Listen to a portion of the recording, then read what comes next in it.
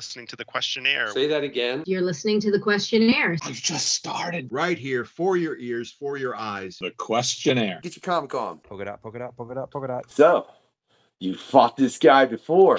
Yeah, we fought a lot of things over here, ladies and gentlemen, at the Questionnaire. That's what we do, and sometimes it goes all kind of places. It goes this way, it goes that way. But what do you expect? I am the unknown factor, a.k.a. that Wade Wilson of hip-hop, and your host of the Questionnaire, man. But, man, I just got to say, as I said, man, season 2 has been phenomenal. I think we're at, getting close to 60, somewhere around there. We're going to be taking a break here pretty soon, right? And there's going to be a little time frame there where there's not going to be any quests, but there'll be a bunch of reels and other stuff's coming up. I'm going to try and catch up a bit of batlog, and then we're going to kick off into season 3 with a little bit of change here and there. But I'll tell you one thing that will not change is we're going to keep them co-hosts, man, because I've been loving it. And, man, Scott Wojcik has been killing it in the booking.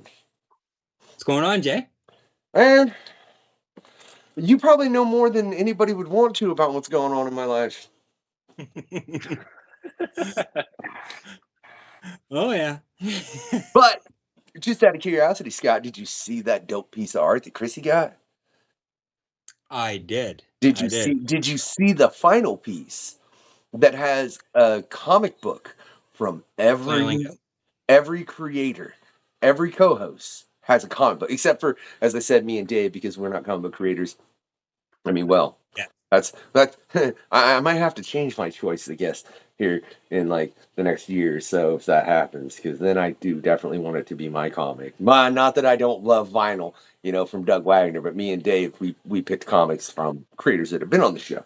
You know what I'm saying? But she did a phenomenal job. It's got a book from every one of the co-hosts that's ever came and co-hosted on the show, man. It's a great piece of art. You can check that out over on the Facebook. I'm going to have it up on a couple of other places. I'm going to have to bug Shiro about making a new business card, because what is that not a nice front for a business card? It is. Just throwing books, and then it's literally associated with everybody. But that, ladies and gentlemen, is not all we're on. Yeah, no, what we're going to get on today is a little all cherry. Yeah, with Eric in the house, man. How you doing?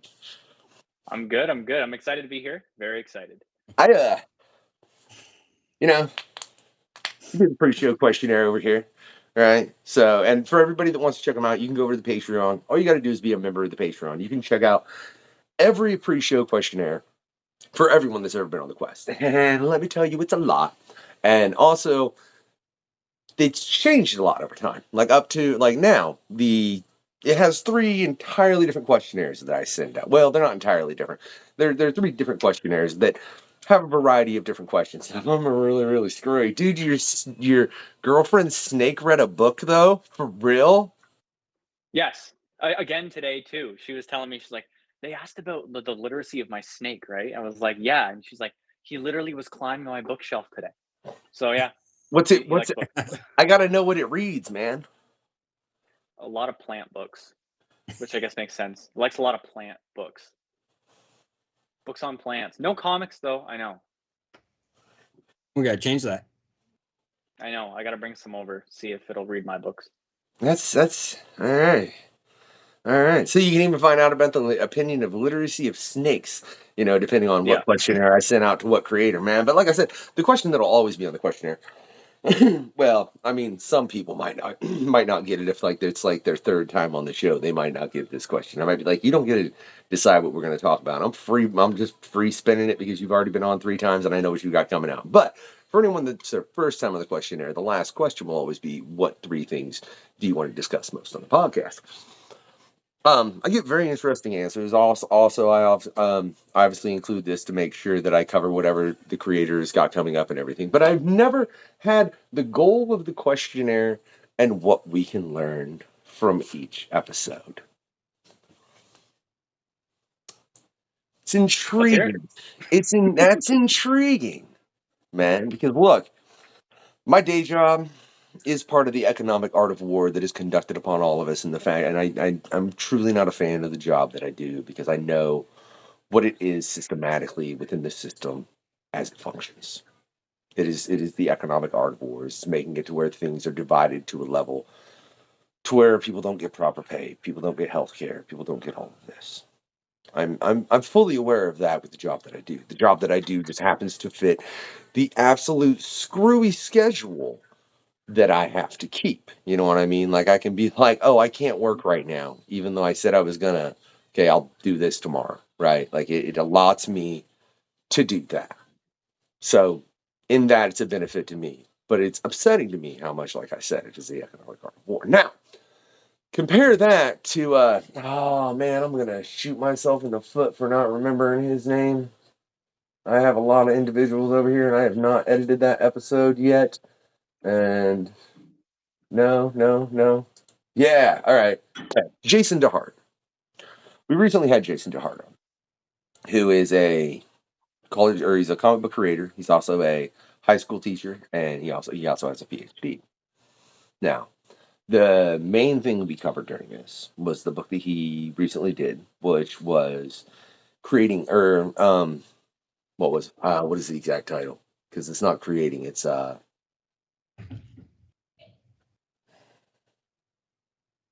assist.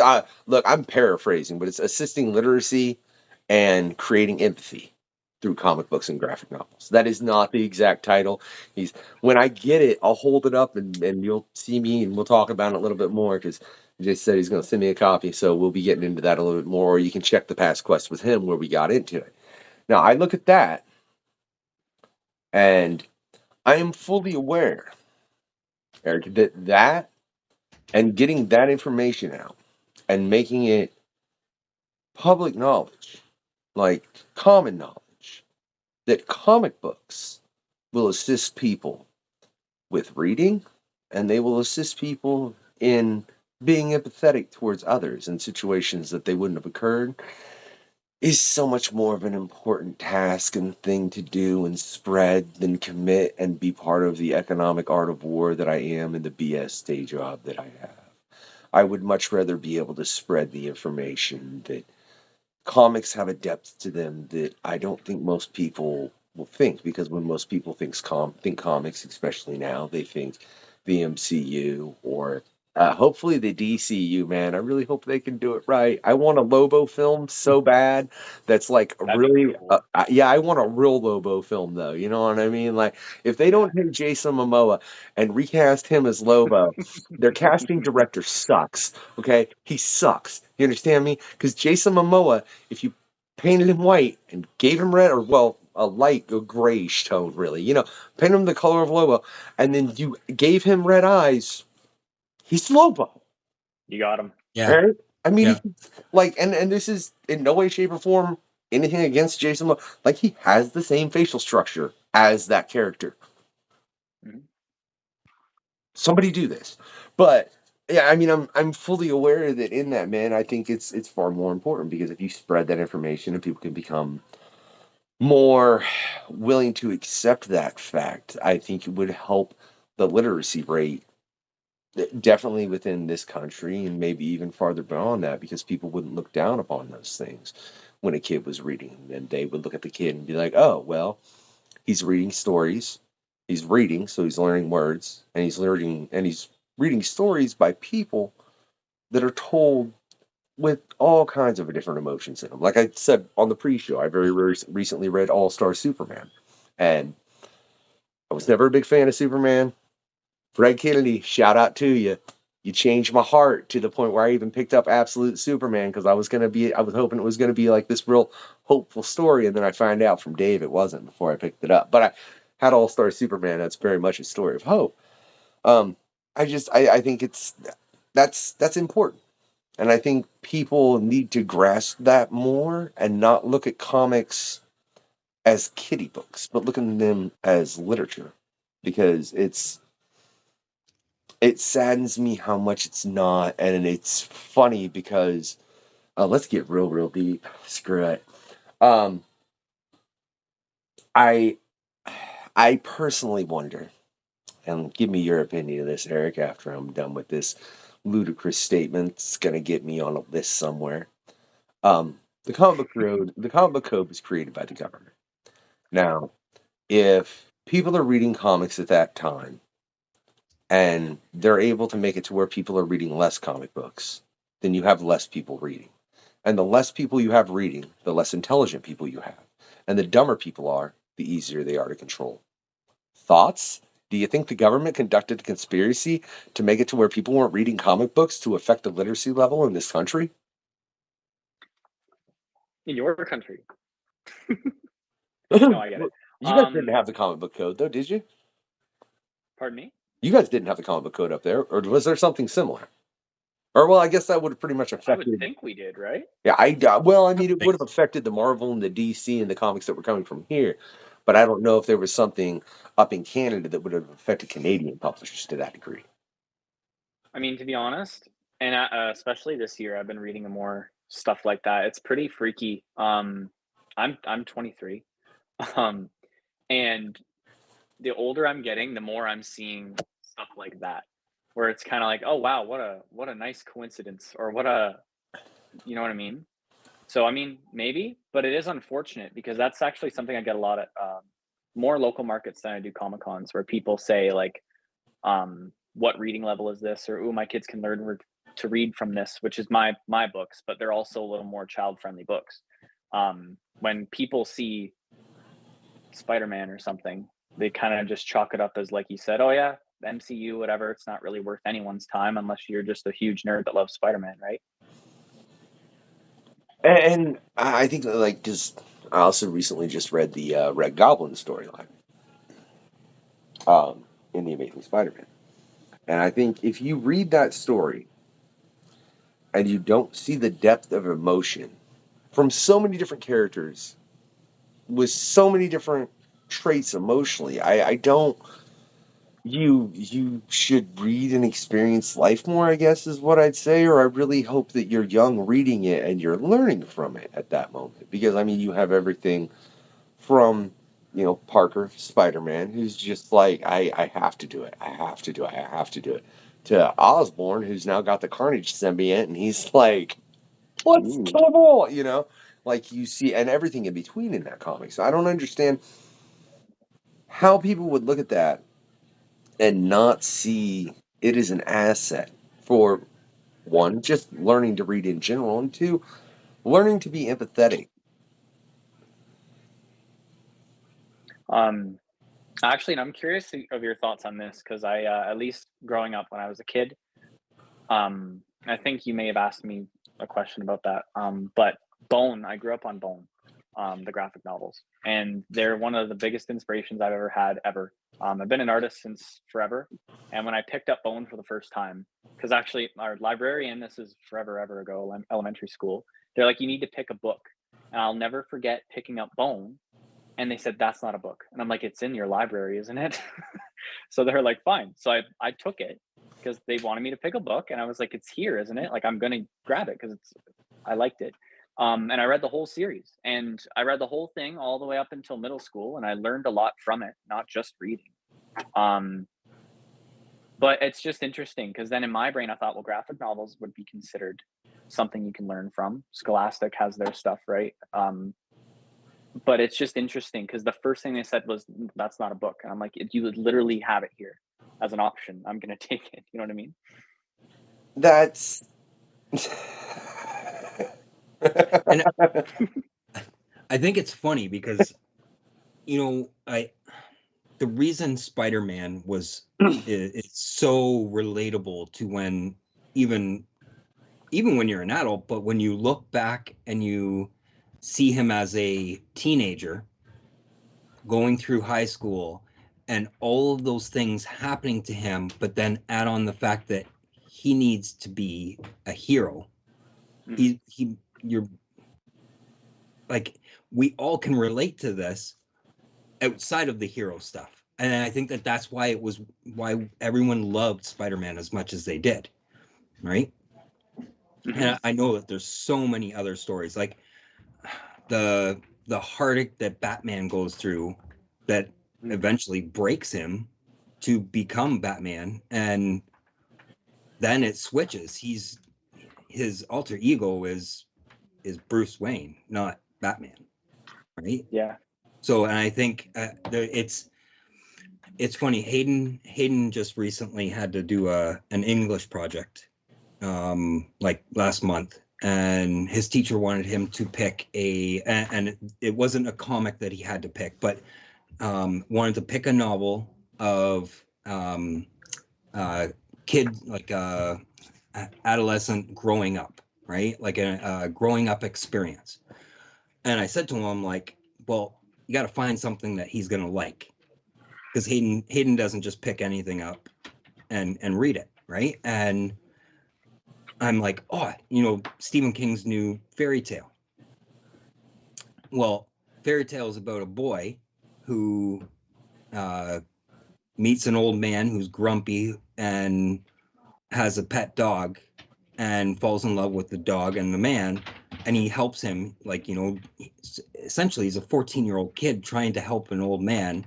Meanwhile, his dad is a drunk. And then his old man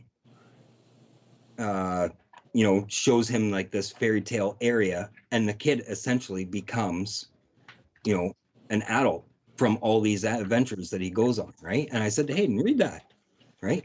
And the guy told him no. He said it's not the story that I'm looking for. Yeah. What? Now I put him on To Kill a Mockingbird.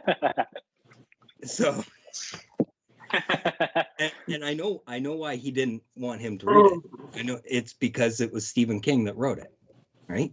That's exhausting. I hear that a lot. Yeah. And that's exactly what it was. It was the fact that he's like, it's a horror book. It has no horror in it at all. Stephen King doesn't just do horror. No, that sucks. It's about a young kid becoming an adult, learning by himself. He has to learn everything himself, right? Because no one else is going to help him. And I'm like totally blown away because it was said Stephen King on the book. If I took his name off and the guy just read the back, he'd be like, okay, you can read this. Yeah. So it's funny watching how our society decides what we can and can't do and how we should perceive literature. And I don't think pretty quickly with no thought, like usually just a quick answer, no real thought behind it. Yeah. If somebody looks at me when I'm reading a comic and goes, that's not a book, I'll tell you what my main first question to them is, especially at this age, is, do you even read? No? Then shut the up.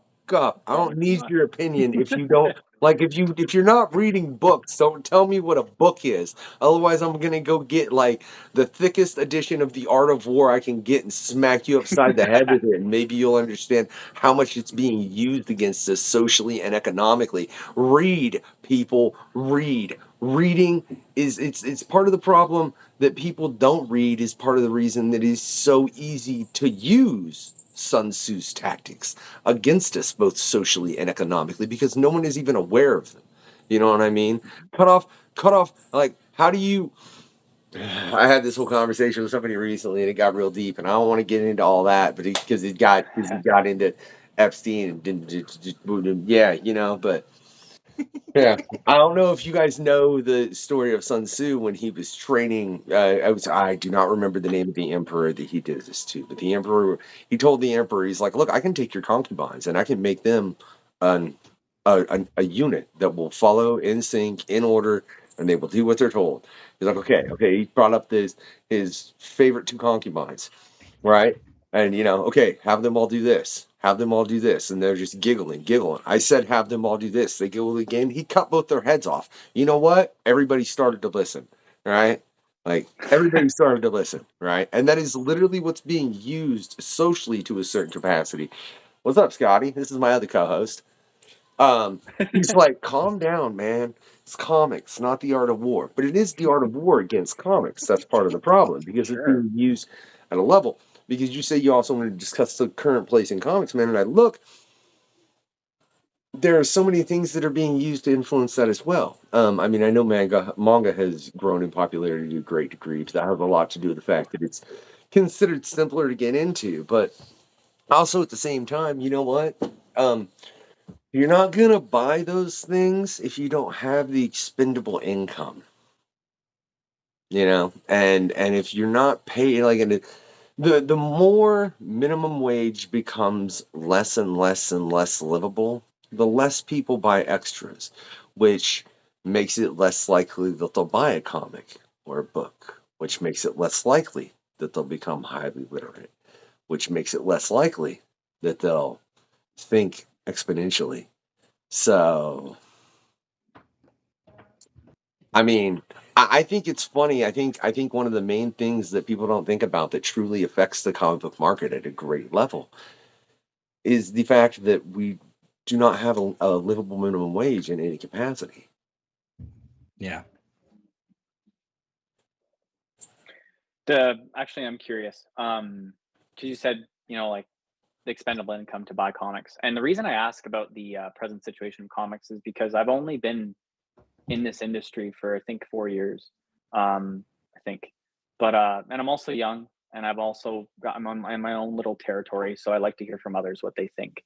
But just recently, and I didn't even know this. Well, I heard of it, but I didn't know about it. Marvel has the I think it's Unlimited. It's their Infinite Scroll comics. That blew my mind because I just personally myself, that's something I think is ridiculous. But I don't know, is that like an option of where are comics now, especially in literacy? Because Okay. that doom scroll of comics, Okay. So that's fine as far as if you're reading that way. But as someone that makes music and puts his stuff out digitally, and there is no real physical market anymore, you get your stuff listened to digitally. I'm telling you right now that the more comics become more of a digital medium, the more it kills the creatives in that market. Because suddenly they're not getting paid much because the companies are getting less for every time someone is viewing that comic. And Yep. It's crazy. I know.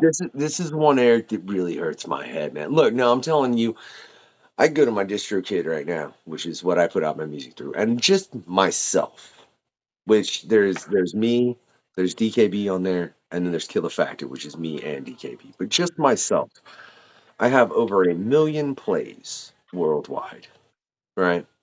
That's a fairly significant number. I should have more than $40 from it. Mhm. You know what I mean? Think so. I'm worried with the way comic books are going digital. You could see the same thing happen to comic book creators, to where unless you're reaching those, millions of people in a day, like millions of people a day are playing your stuff. Unless that's happening, there's no feasible way for you to make it a living, because they have created a market that, as Jordan and I discussed on his episode, it is made to kill creatives. And if you can kill creatives, then I mean, what do you really think? If I tell you my goal is to kill all the creatives to where, I don't mean like literally, but I mean kill it to where they can't put out all that out. Like, what do you think my ultimate goal is when I say that, then, Eric? Oh, honestly, that's a great question. I don't know how you're gonna make more comics. No. I'm saying if I'm the person that's like doing all of this, and I'm the one that's the head of whatever the equivalent of Spotify for comics, whatever that would be. Sure. Yeah. Then the second that becomes my goal as the executive, as far as I'm concerned, all I'm trying to do is kill ideas.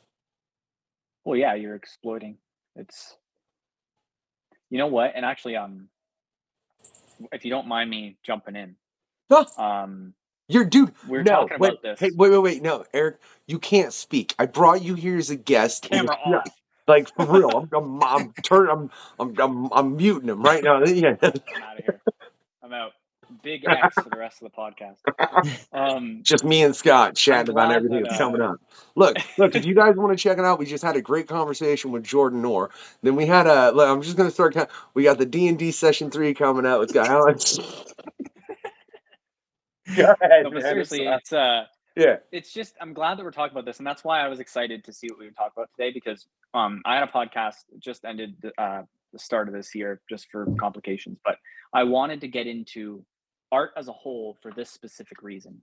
As a comic book creator, but I'm also just an artist. I paint and all that jazz. But it's so important because we're hitting a point where, like you said, it's this exploitation of all these artists for whatever the heck reason, right?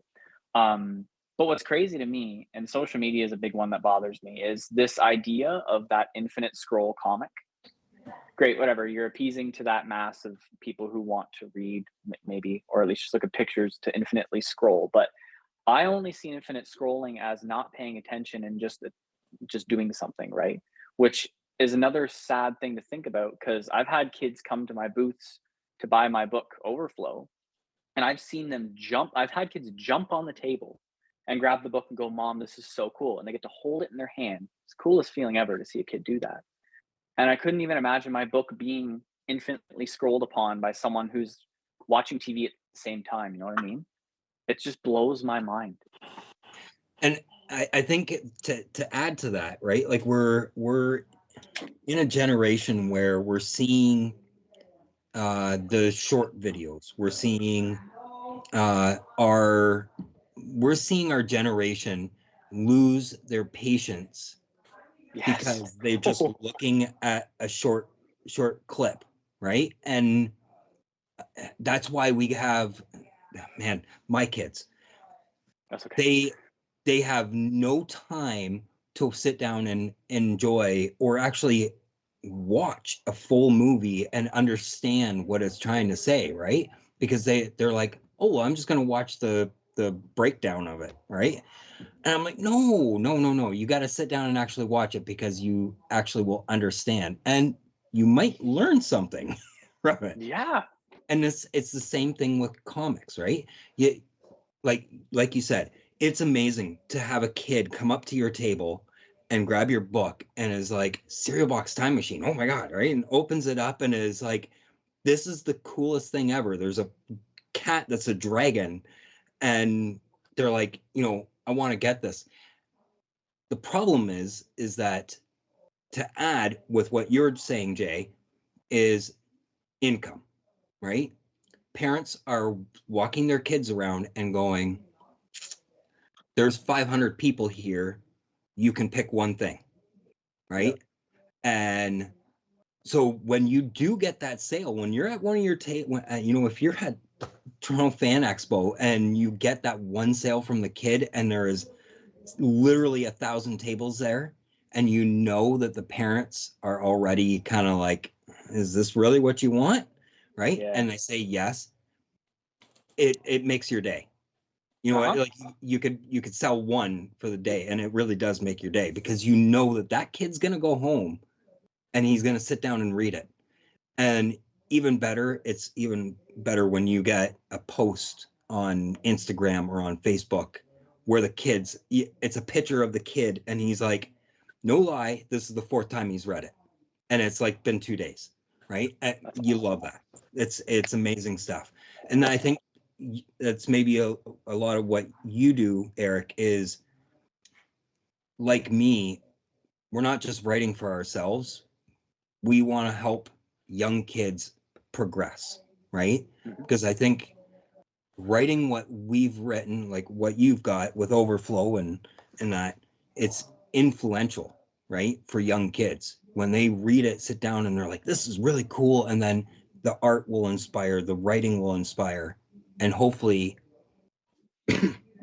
build another person that maybe is aggressive and all of a sudden becomes David Finch or, Jeff Johns or whoever you want it to be, right? All I know is, see, and you're right, but see, as far as on the short videos, that's why I like to have the kitty in them, because I'm hoping like people will be like, hey, look, it's a cute cat. What's this cute cat? And then they'll watch the video and they won't realize we're talking about comic books. And then they'll pick something up and be like, oh, that sounded kind of interesting.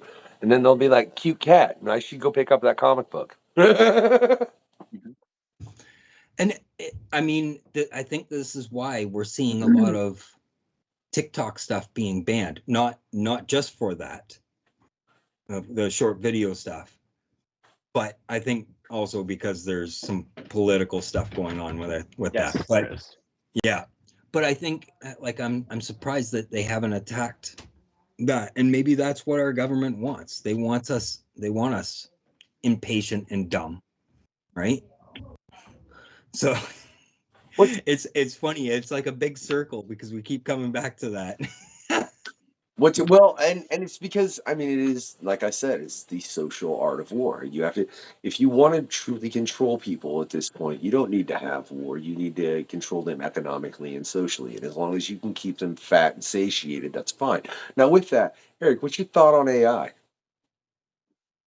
Oh, jeez. Yeah. Didn't expect that sudden punch, Well, did you? That was just like a sudden jab right to the ribs, wasn't it? Just like, pow, AI, what's up? well, you know what? I can talk. I can tell you that. I can talk about it. I'll start by saying I was just tonight. I went on Instagram to check a message or whatever. Most of my art messages go through there if they don't have my email. Anyways, because I don't like to scroll. But I happened to see that the New York's Nickel City Comic Con application was ready. I'm like, oh great, let's check it out because I'd like to go. That sounds great to have a booth. And I was looking and I saw in the rules at the bottom of the con page, it said absolutely strictly prohibited AI. So they don't want any AI anything from artists, which is, I read that and I'm like, that's really cool. To give my opinion on it, I don't want to name names, but there's people I know, a lot of close people I know that like to use it quite a bit. And my favorite band, I'm King Gizzard and Lizard Wizard.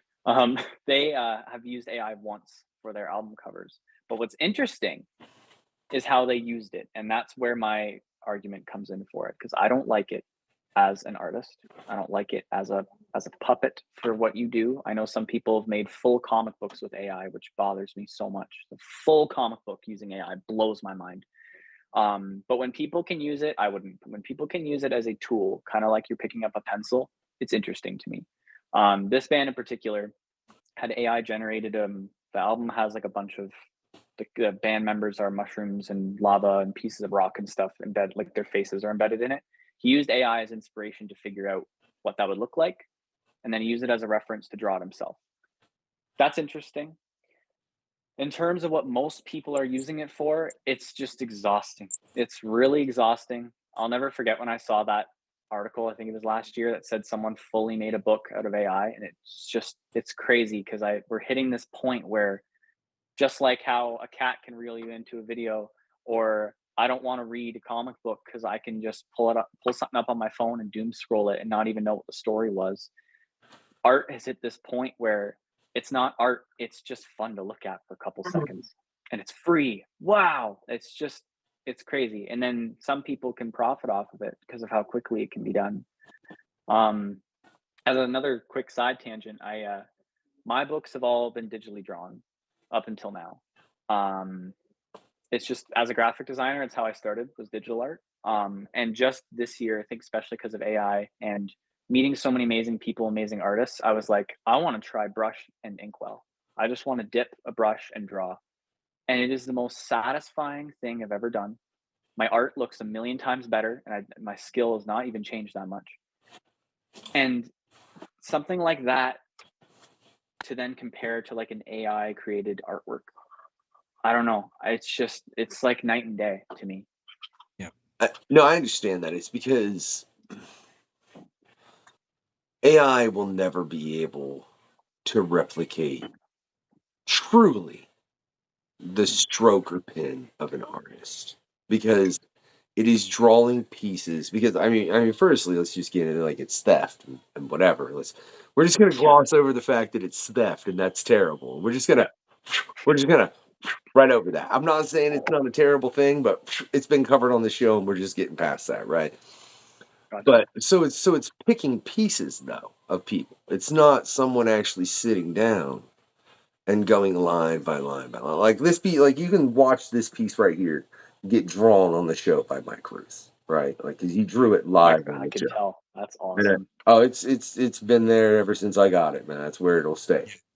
But I don't think people understand that AI doesn't have it in it to replicate that. Now, the other thing, let's take this AI conversation like a one step deeper, though, because there's a lot of films that like to depict AI and us having this terrible, crazy war with it, right? Whether it be The Matrix, whether it be Terminator, or any other number of films. I'm sure there's like 1,000 more, especially if you start getting into B and D films. I don't even want to know how much you. I don't. I'm sure there's like 20 different takes on The Matrix where it was like the Matrix or some crap. You know what I mean? Would you be surprised? I wouldn't. That's what I'm saying, right? So, with that and the effects that AI is having, and Cat, I'm going to clobber you. My cat is being extra annoying. I don't know what, man. I think he's like, I don't Hey, like this Cat. topic of the AI, right? But I think it's funny that people look at AI and they even begin to think that a Matrix or Terminator situation would even be necessary from AI. Because with the previous discussion we've had as far as the TikTok and all of this, if AI truly becomes sentient, why at that moment it's going to be more intelligent than any person on the planet, right? I mean, it is because it's gonna. It just is. It's going to be able to process things faster than any human being ever could, right? So why would it not go through the span of human history and be like, oh, I don't need to make them batteries, and I don't need to fight them with, you know, robot-looking human things. I just need to do this Wally bit. It's true. Yeah. I'm just saying, like, when you realize that if you just put little short 20-second clips in front of us, like that's like I recently read uh Mark Verheiden, who did the original Alien novels, the original comics that before where they even had Hicks and Newt, and it was like the phenomenal books. There's even points where they're talking about I can't remember it. I can't remember what they call it, but it's essentially like a little thing you look in, and it's a television, and it senses micro movements in your eye, and every time your eye moves like that, it changes it to keep your attention. It's funny Ooh, that it's funny. This predates TikTok quite a bit. I want to point out, yeah. like the concept and the book I'm talking about came out before the movie Alien 3. You know what I mean? So it's old. So the concept of humans being that easy to distract has always been there. Do you think that perhaps creatives putting out the idea of something that could distract humans more than the television already had at that moment helped produce that? To where we are now, you mean? Yeah. I mean, I guess why not? That's pretty much what it's doing. It's always checking the facts, right? And the more facts we make, the more it can learn, the more it can learn from itself. No, I don't mean that. I mean like if like I said, if you look at that story by Mark, in the it's the original Aliens graphic novels. Marvel just put them out recently where they've re-released them as well as the omnibus for anybody that wants to check it out. I'm referring to the very first Alien comics that were ever made by Dark Horse. It's just Marvel bought Fox, so yeah. Do you think like knowledge of that being about made people go, oh, well, we need to make shorter clips because that will technically keep people's attention longer than this hour and a half film that has an in-depth story, you know? So in that, That's I'm a asking, do you think that writers being creative about being able to distract humans in the future made it to where it happened quicker? Yeah? Yeah, it's Mark's fault. I'm gonna talk to Mark. Mark's been We're on the blaming. show. We're gonna have to have Mark back, and I'm gonna be like, listen, Mark, me and you gotta have a discussion about this. I think we need to arrange a pan con, Scott, and Mark's in it, and And it's going to be all about picking on Mark about his original Alien books and the fact that he technically is the creator of TikTok. Or we can The just talk original. about aliens. I'm down just That'd be talking cool, too. aliens. No. I want to pick on Mark for the fact that through that graphic novel, he helped create TikTok because he helped a bunch of people that probably would have never thought of it because they don't think that creatively come to the conclusion that humans could be that distracted by short clips. And you could, you know what I mean? We're gonna blame someone. It's I can't, I really, but And it can't be Canada. You can't be blaming Canada. Right. I'll blame That's a South Park joke. Come on. No, I'll blame it's Mark Verheiden in Canada's fault, all right? Period. Right? Oh boy. But I mean sincerely to that, do you think things like that could have had an influence as how things got structured by the entertainment industry based on the fact of what they seen through creatives like that? I mean, you know what? Just today, I was listening to the episode you guys did about our comic books political, and they are. But that's what's so cool. Actually, this loops so well because we're talking about reading comics and getting people literate and to learn so many things from comics. But novels, media, pop culture, it's so easy for a higher up or someone else to see that and go, "That's a good idea." You know what I mean? Like us creatives are coming up with so many cool things, and they're cool until they're real. You know, it's freaky though because like we're not going to stop doing that.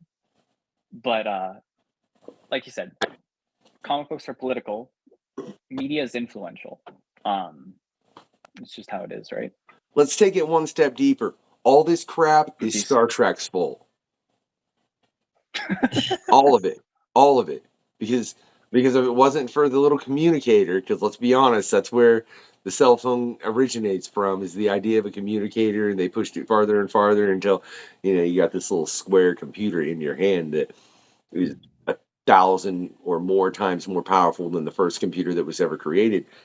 Yeah, it's Star Trek's fault. I'm just going to blame the entertainment for the problem that we're in now. That's what I'm doing. Not to say that Star Trek didn't do many progressive things, but if you really think about it, it did. I mean, in a really screwy way.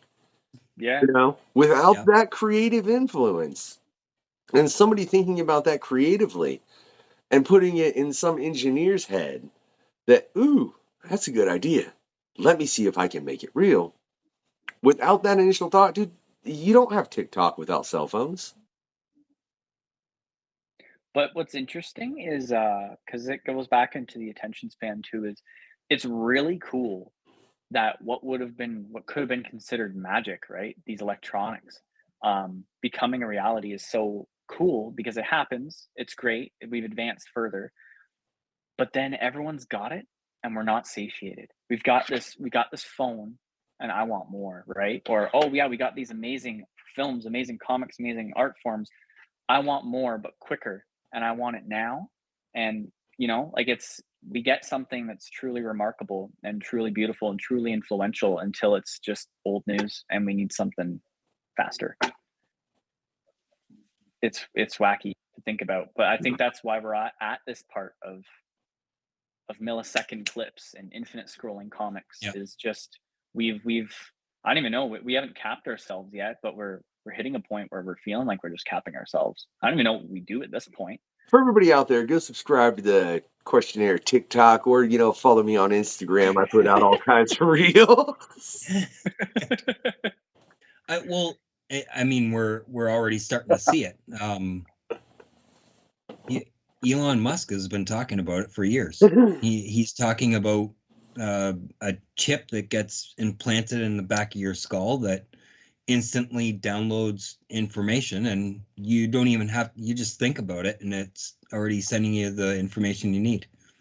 That's exactly what he wants to do. I'm gonna go build a cabin in the forest.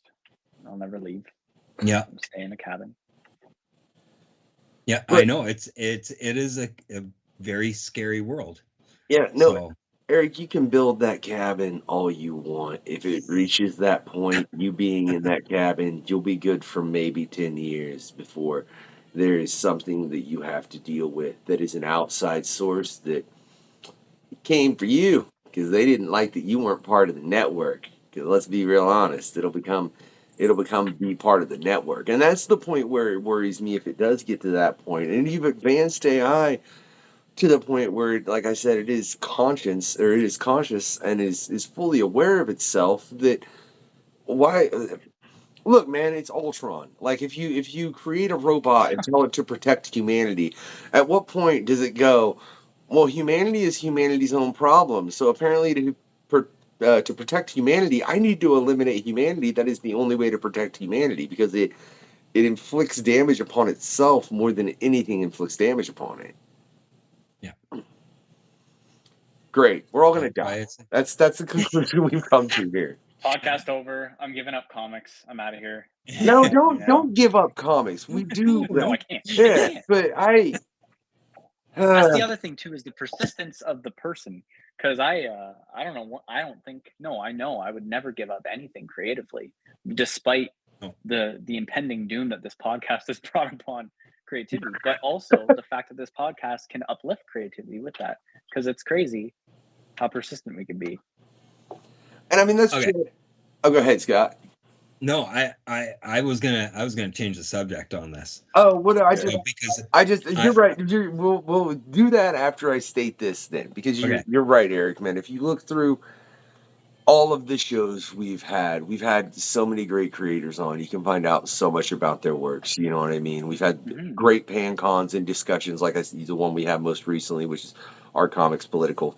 You're right, they are. That was the first point we made. And then we all went into just discussing deeper depths of the fact that even if you make a comic and you have no intent for it to be political, someone will find some kind of political seed within it. You know what I mean? Sure. Because it becomes about perception at that moment.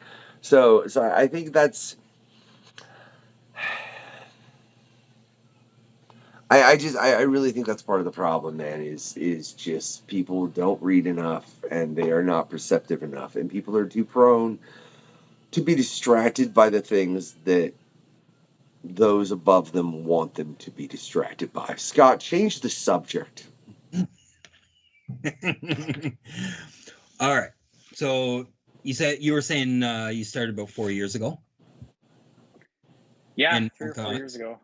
Yeah. All right. So take us back 4 years to what brought you into comics.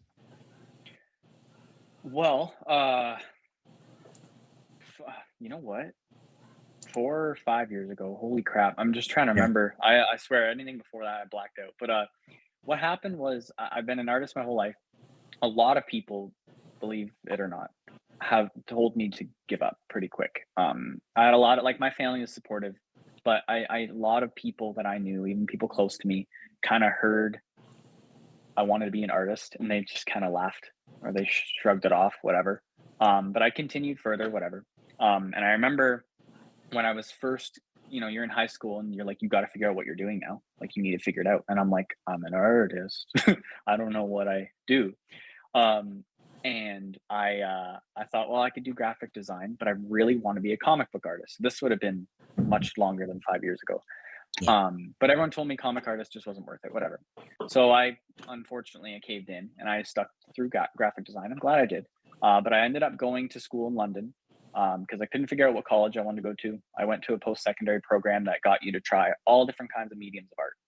Everything like textiles, sculpture, animation, illustration, painting. I pretty much touched every kind of medium you could think of in art, which is really cool. And I was like, I want to do illustration still. I want to do some animation and then painting. Did some paintings. I did this one. This big one was my final project in school. It was fun. I started an animation. I called it Wendy and the Sprite. And I thought, this is so much work. I was like, wow, animation is a lot of work. Look, before you go any farther, I know Scott said I should take and make it to where he was like a Canadian style South Park. And I'm like, dude, I edited enough. If you think I got time to do that, Scott, I'm gonna. Yeah, no, you know how much There's look, so if much he work. if he would have been next to me, I might have started choking him to death, being like, bad idea, like not even like aggressively, just like kind of do it. calmly, like Just I'm not animate doing it. it, Scott. I'm not doing it. Like I'm not. Don't suggest it again. You know how how much editing I do already. You want to see? So yeah, I totally understand as far as the animation and it being a great deal, especially talking to Michael Schwartz and Kevin Mellon and in the projects that they've dealt with. Man, that is And you know what? It's very rewarding. Well, at least when you like seeing the final product's amazing, right? I'm not going to talk about how much animators are paid, but anyways, animation animation's amazing. It's really cool. And I was like, I'm not going to be a graphic designer. I'll be an animator, right? I did a 5-minute animation. 5 minutes is a long time in animation. And I thought, this is just exhausting. It doesn't look as good as I wanted it to.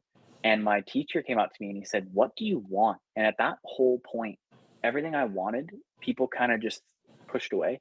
And I thought, you know what? I want to make a comic book is what I want to do. And he was like, you've got a comic book right here. It's just moving. He's like, why don't you make it into a book, panels? And I thought, fine, I will. So I did. I had no clue how to start, how to do anything. I had no clue about comic boards, art boards. I had no clue about different pens and all this stuff. So I just stuck with what I knew, which was digital. Drew it all digital in some stupid free program I found on an app store. And that's the first book I ever made. We printed it ourselves, cut it ourselves, and I sold it at our year-end art show. And I thought that was really cool. And I guess the long story short is I worked at a store in town, Shoppers Drug Mart actually. And the supervisor there knew someone named Alfonso from Studio Comics. And she said, I do photography at Comic-Cons all the time. You got to meet Alfonso if you want to get into comics. I'm like, okay. So I did. And I showed him this hand stapled, cut myself book. And I said, this is my book. And he's like, yeah, we can work with that. So from there, I just kept going on with my story, which was Wendy and the Sprite. And the more I learned, the more people I met, the more inspiration I got. It's so cool meeting artists and their passions and the way they do these things and the way they write. So I ended up making more. I made Overflow. And then, well, I've done a lot. I've done a lot since then. That's my quick little story for that. But yeah. And real quick shout out to Alfonso, who is actually the very last episode of season 1. And man, just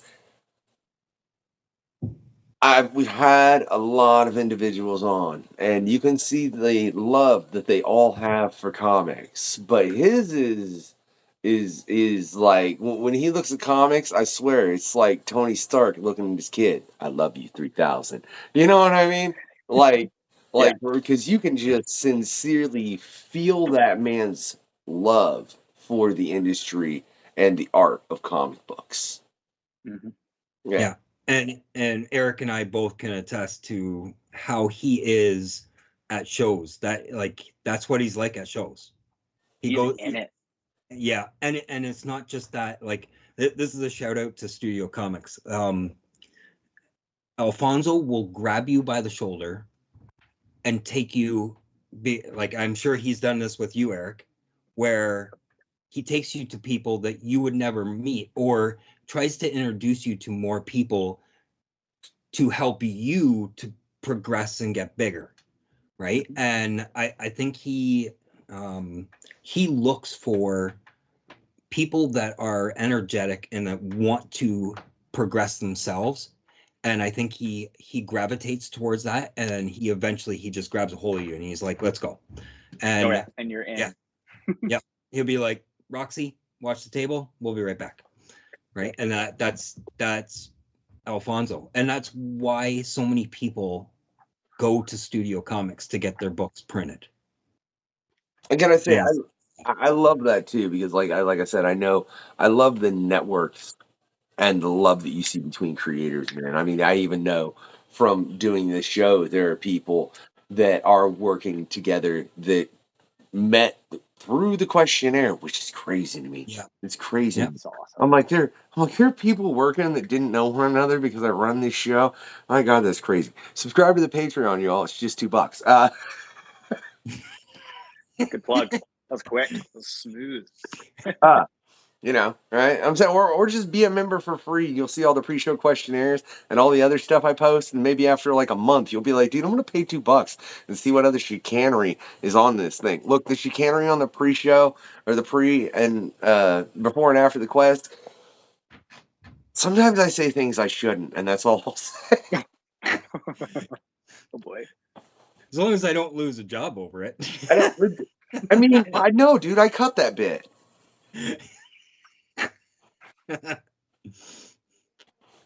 All right, so you got All's Cherries. So Yes. that's first is your how you got into comics. That's how I got Now in. show us the process of how you built All's Cherries. Olcsvary was so I think it was after I made my second book. No, yeah, I made my second book. I'm like, this is awesome. And originally the idea was just I had this book, and it was just the cover, which is great. I love the cover for my second book, Wendy and the Sprite, Chapter 1, which is actually what the animation was based on. Anyways, Yeah. So I have my 2 books, Chapter 0, Chapter 1. I thought, well, everyone's got a label. Everyone's got this in their label, right? And I was like, I'm not working with any big like Image or Dark Horse or whatever. And what Alfonso knew that I wanted was my individuality as an artist, because despite everyone telling me, you can't make art as your job. You just can't.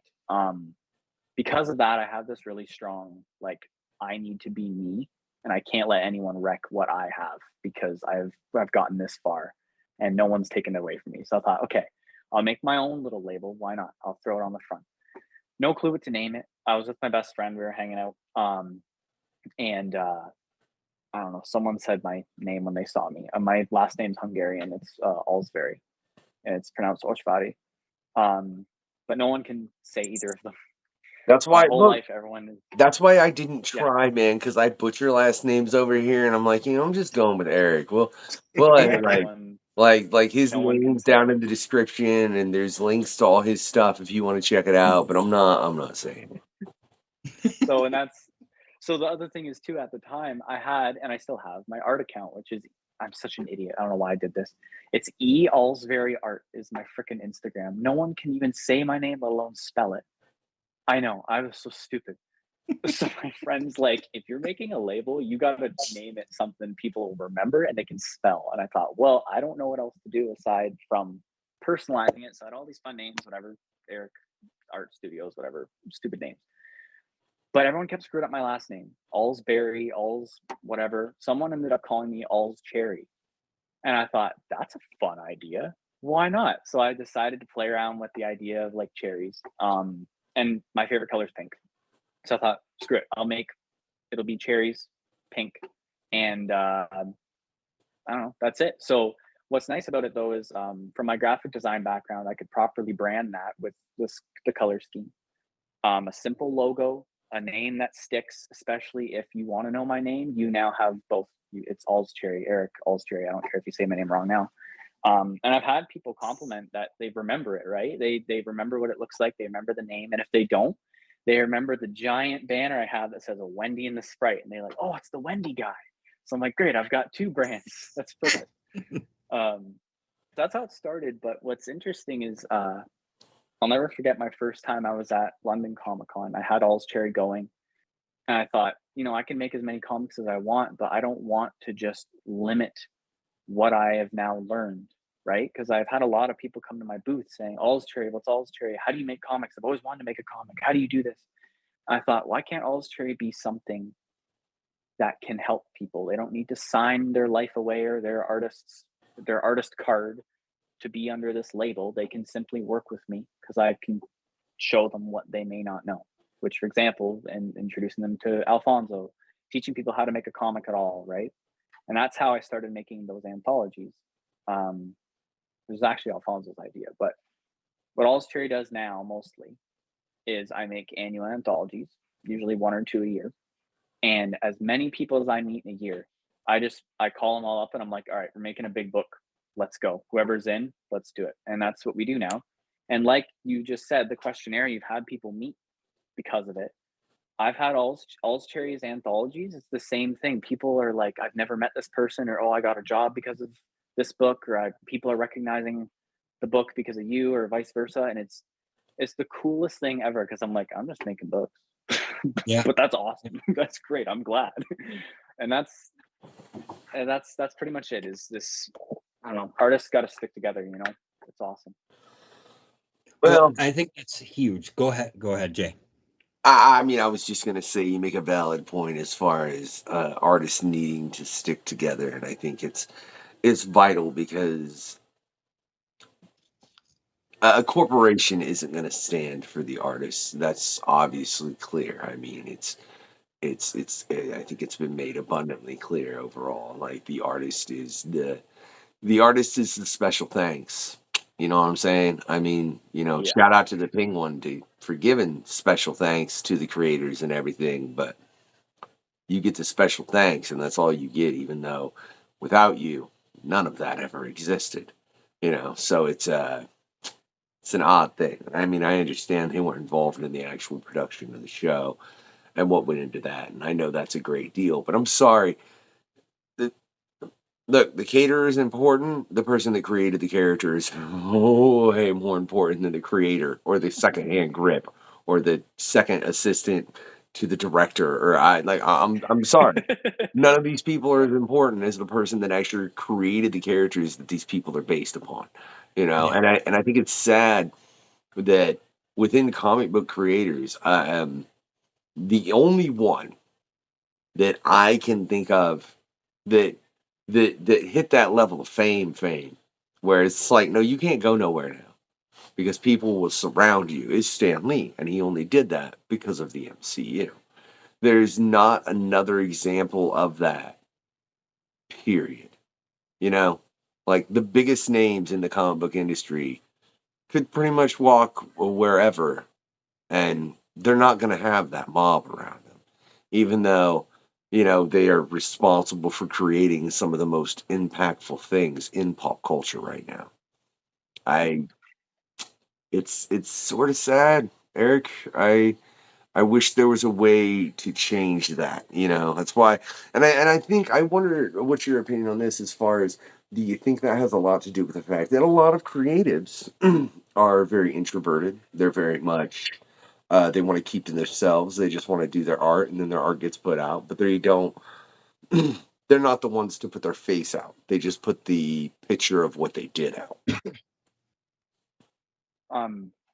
It's interesting, especially when you bring up the face thing too, because and I'm no Stan Lee, but I've had a lot of artists that I've met. We just hosted a gallery. Olcsvary hosted a gallery for artists, not just comic artists. It was really cool. We had a space that we set aside, that we had 5 artists all showing their stuff. And a lot of the artists, they were either camera shy, they didn't even think about getting on a camera. Some of them didn't have business cards. That's okay. There's no harm in that. But it was just crazy, because some of them were like, you're posing right now. Like, a camera got out and I was like, ready to go, and they're like, you're in it. And I'm like, I am the face of who is hosting this right now. And like I said, I'm no Stan Lee, but there is a point where a lot of artists don't think about it, or they don't even want to consider being in front of a camera, on a podcast. But then, yeah, they'll wonder where they want that fame, right? It's interesting. And yeah, a lot of them are introverted. Stan Lee was definitely, he had slogans. He was talking with a lot of people. He was involved. He was everywhere, right? And it was just, I don't know. He was like your dad. He was just awesome. That was Stan Lee, right? And I can say too, and I had, before the MCU, like right when Blade was coming out, the first Blade, which, first, for everybody out there, it's not the first R-rated comic book film. For everyone watching, I want you to know that it's not Blade. I love Blade. I love Wesley Snipes.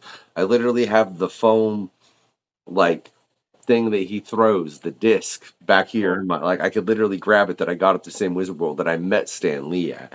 And he very much does just have, even then, he had that vibe of just like, because I remember he was walking out, and I ran out of 15 years old, I ran out this place not knowing if I could get back in. And he told his agent, no, take the picture when his agent was telling him to go. So he very much did have that personality and was very likable. But I mean, like I said, I got to meet him before there were thousands of people around him, though, and you know, he clearly didn't have time for everybody at that point, because no one has time for everybody at that point. Like when you got 1,000 people trying to get your attention, you cannot. But he did very much have a persona, as far as, you know, everything he did, Excelsior, all his, you know, Nuff said, like he created that, you know. But I have noticed a lot of the creators that I've had on here. There's a lot of creators that I've had on that I can tell that if you told them to go get on stage and perform, they'd look at you and go, "What is wrong with you?" And I say this as someone that's performed on stage in several states, you know what I mean? Which is probably why I got a different vibe. Like I've been in front of a crowd with a mic and going mad. Like the picture that you see now at the beginning and end of the show is literally taken from a picture of me on stage, where I'm like standing like this and in a moment of pure like hype and madness, you know. So do you think there's something that creators could do? Or do you think that's just something that creators need to be more aware of, as far as you have to put yourself out there as a creator, especially nowadays with social media? Like you have to. I mean, because social media made it to where, even in the case of bigger actors and such, they have to promote the film they got coming up in Twitter. Oh, yeah. And look, in the 80s, I mean, they'd go do the talk shows, but they weren't having to deal with social. Not that they all don't have people that deal with it. Like, that's their assistant. It's not them 99,999 ad infinitum, you know? But still, it has to be done.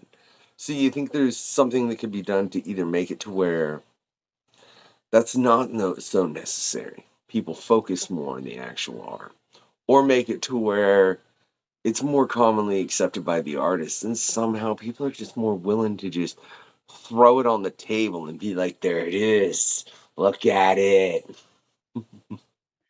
We're in a weird this is something I've thought about a lot, because like I said, I work with a lot of artists who have this weird conundrum. We're in a weird spot now where social media is important, but it's also it's overflowing. Plug in my book Overflow. And then on top of that, I lost my train of thought because of that, of what I just said. But we're at a point where social media, it's overflowing, but you also have to get yourself out there. But we're also at a point in the world where most people, they want that fame, they want that recognition, they want to be that spotlight, especially a lot of people younger than me. That's what a lot of people are aspiring to be. You got kids don't want to be astronauts and firefighters anymore. They want to be TikTok influencers. And it's just crazy because everyone wants that fame, but no one realizes what the fame is and what it's going to give you. And not that I have this fame where people are flocking at my front door and breaching privacy, but there's a difference between getting yourself out there and being crazy famous. Now, what I've noticed too, I know some artists, and this is also why I stopped doing digital art. I know a couple artists who've talked to me and said that they, and I can't disclose too much, but they worked for a company and they drew for them, whatever, traditional art, and the company legally gets to keep the art. And they come home with nothing. And they're years of working for this company and they have nothing to show for it. There is that sense of, I want to be famous, maybe not famous, but they want to be recognized because they don't have that recognition, right? Especially after you've worked on a project and you've got a big scope of this project's done, but who cares about the artist? You're going to say something? I just am annoyed you won't say what company, Eric. Continue with the story. Disney. So anyways, that doesn't surprise pretty me. much. Proceed. Yeah. So, but anyway, it's interesting though, because like I said, a lot of these artists want what in their head would be fame, but I think it's more so, obviously they want to make money, but I think it's also recognition, because at least in the good artist or the meaningful artist, it's not always necessarily the money. It's the fact that you've become vulnerable to make something very special. And like I said, in a flooded social media and a flooded artist world we live in, where people think it's pretty much skill, when you show your work and you're introverted, you don't get that payback that you want. It's a weird topic for me because I'm a very extroverted person. I like to be everywhere and all over the place, but I think that's also why people that are extroverts, like Stanley or the three of us, really, we're here to help those that can't push themselves out there. Eric, I'm the most introverted extrovert, or I'm the most extroverted introvert you'll ever meet. Ever. Yeah, if that makes sense. I am. It does. It does. You know, there's a reason I was given the name The Unknown Factor when I started doing hip hop, and there's also a reason it annoys me so much how much it fits my personality. You know what I mean? Yeah. Like, I don't want that to be right anymore. I mean, I know it is, so I'll always keep that as my AKA. But oh my God, it's annoying how poignant it is to my personality, just those 3 words, you know. So it's a really weird conundrum, man. But I do get your point. Like, even like I was flipping through her previews when I was up at Majors, and like we just recently had Adam Gorham on the show. Hell of an artist, right? And it was strictly from knowing his art that I was like, fine, I'll pick up Hellhunters, you know, because I was gonna wait for the graphic novel, but I was like, yeah, I know he's gonna kill it, and I liked that aspect of Marvel probably at this point, like Deadpool, and then the dark side of Marvel. That's really what I stick with when it comes to Marvel, and that's pretty much. I shouldn't say that. I'm reading most of the Ultimate Universe. I don't know what I'm talking about. All right, I read too much. Sometimes I get behind on what I'm reading, and then Erica Schultz won't stop writing for Marvel, so I got to keep on picking up her crap because I love her as a writer, and like, Yeah.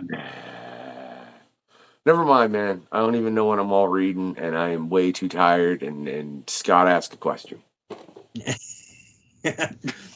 Okay, so you and we've done a lot of tables together, a lot of events and that, but I did want to kind of jump back to the thing that you hosted.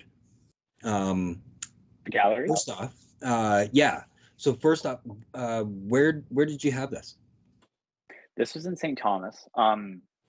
Wasn't anything huge, but we already have more ideas for it, and I'm considering making it something much bigger too. But anyways, I'll shout out the business. So in St. Thomas, Ontario, St.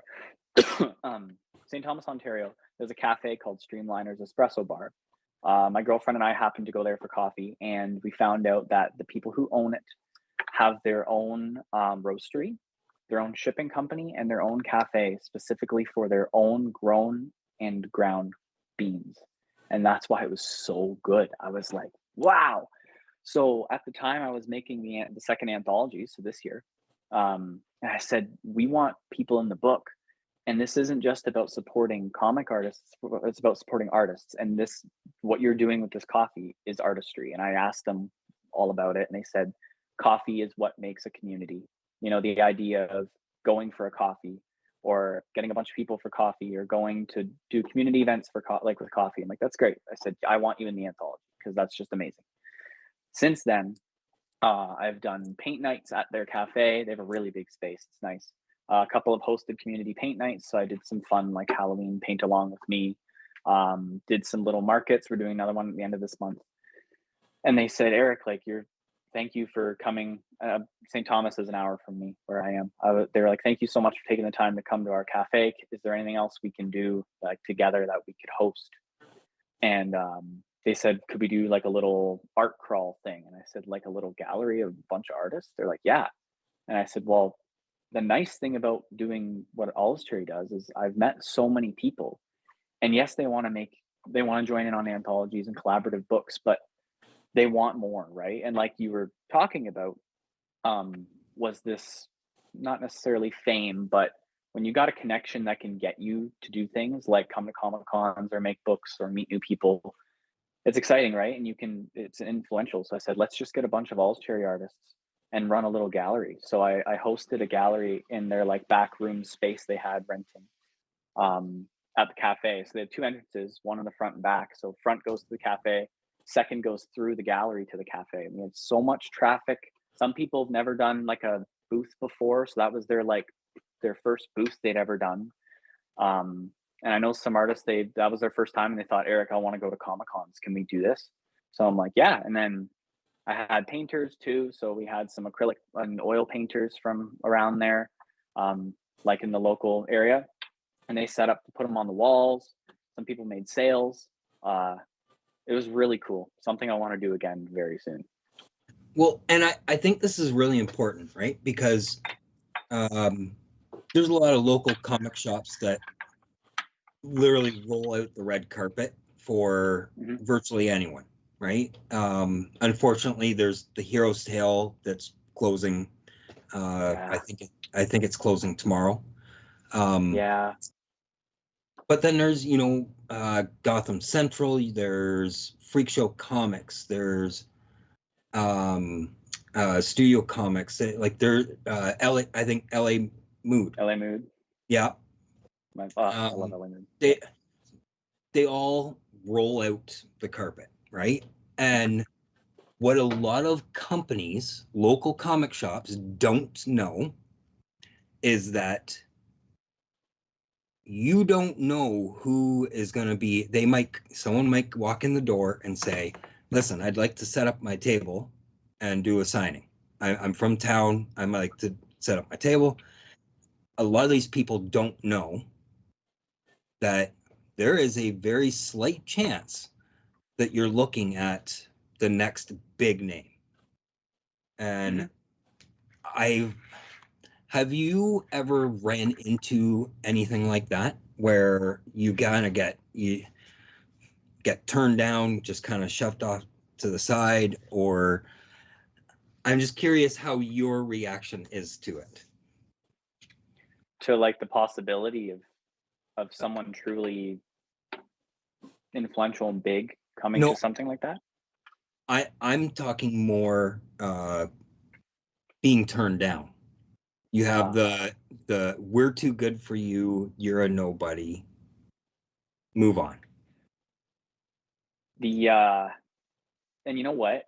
In terms of, at least in the context of comic stores or stuff like that, I don't have enough experience with that because I'm from Tillsonburg in Ontario, and there's no comic store anywhere near me ever, unless it's London, which is close by. It's LA Mood, right? And they can only do certain events because it's in a rented building. So I haven't had the chance to do much of that or even to be turned down. But I can tell you for a fact how much I have been turned down as an artist in general. Yeah. It is one of the things that I have made me so strong.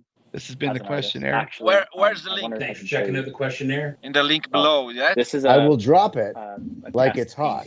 That's another party. I don't know. Cool, man. I love it. The questionnaire. This is just cardboard. Hey, that is all made out of masonite. Yeah. Okay, just because I was looking at the piece that was wait, are you talking about the point to it? This one. Oh, okay. I was looking on at the ground that was above on the. Okay. Do me a favor. Pan a little bit more to your left. This is my left. Yeah. Okay. All right, just so everybody can get a look at that in the video and it's not off center. Yeah. So anyways, this painting in particular is actually a reflection on what we're talking about. This is a painting homage to David Bowie because he's one of my heroes. Anyway, but that painting in particular is being made, the three of them, in regards to what you're talking about, Scott, is rejection. And rejection can be a very strong tool for someone. It's very difficult to deal with, but it's a very strong tool. And I myself have gotten rejected so many times as a designer, as an illustrator, as a painter. And it is pretty crazy, because you never know who you're dealing with, right? But I guess the person that is rejecting is kind of too worried about their own present moment. But I guess in terms of what we're talking about with galleries and stuff, or at least hosted galleries by Olcsvary, is, and you and I talked about this on a call not long ago, was there's passion you can see in an artist, in a writer, in a creative, right? Whether they're going to be huge or not, when there's passion in a creative mind, that is, I know what we're looking for, and that's what I look for. And I've met a lot of artists who have no clue what the hell they're doing, and I mean in terms of how to brand themselves, how to market, how to sell, how to simply even show their work. Some people will just create and they'll hoard it because it's not good enough. But when you see that passion, I'm like, come to the Olcsvary Gallery. Come, let's split a booth at Comic-Con. Let's make a book together. I have a lot of artists, one artist in particular in my first anthology, he was learning how to draw. And he's like, you want my book in here? I'm like, friggin' right, I want your book in here. I don't care what your skill is. You've got excitement and you're going to learn. And he got in this second book this year. And it's night and day how much better he's gotten. And we're actually going to work on a coloring book for the end of this year. And his work has just 10 times over gotten so much better. And he's so excited about it all. And whether he becomes crazy famous or whatever, he's excited and he's learning and he's doing such a good job. It's just crazy. I don't even know if I answered your question. I went on a big rant. No, and I think you're right. I think a lot of creators need to not look at the fact that they got turned down and say and use that fire, right? Because it infuriates you, right? Because especially when it's someone close and you know them and it's very kind of go away. I think the exact words were, let's look further down the road when you're more talented, or something in that regard. I'll tell you, let me jump in on that real quick, because what I have to say to that is had the privilege of having Erica Schultz on before she got to the point that she has. Like when she was very first on the Questionnaire, the Deadliest Bouquet was dropping from Image on a monthly basis, right? And now, mind you, the Deadliest Bouquet was started as a Kickstarter that funded very quickly and is a phenomenal piece of work that is completely like how someone hasn't optioned this book for a movie is a little bit beyond me, because it's dude, you can make it cheap. You couldn't, like, I don't know if either of you have read The Deadliest Bouquet, but I read the first bit. Yeah. Okay, look, it's not you don't need, it's a comic book movie you could make. The one, when you showed people it, and after they were done watching, if you looked at it and went, hey, do you know that was based off a comic? They would probably look at you with the wildest eyes, like, dude, you are full of it. Full of absolute crap. That was not based on a comic book. There's absolutely no way. I mean, there's comic book films you could state that about that are out in existence right now. But like I said, she ran that as a Kickstarter, and then Image ended up approaching her. She ended up releasing it on a monthly basis from Image, and then she is writing, I think, 3 or 4 Marvel titles now, as well as Rat City, and being the first female to ever write a Spawn title. So obviously, even though she had all that rejection, I mean, it pushed her to where she is now. So I think you're right in the aspect of don't let the fact that 50 people said no bother you, because you never know when the person that says yes, who it could be and what it could do for you and where it could potentially lead. You know what I mean? It's the fact of being able to realize that and not worry, because this is, to cut back to another conversation we had with Jordan Noir,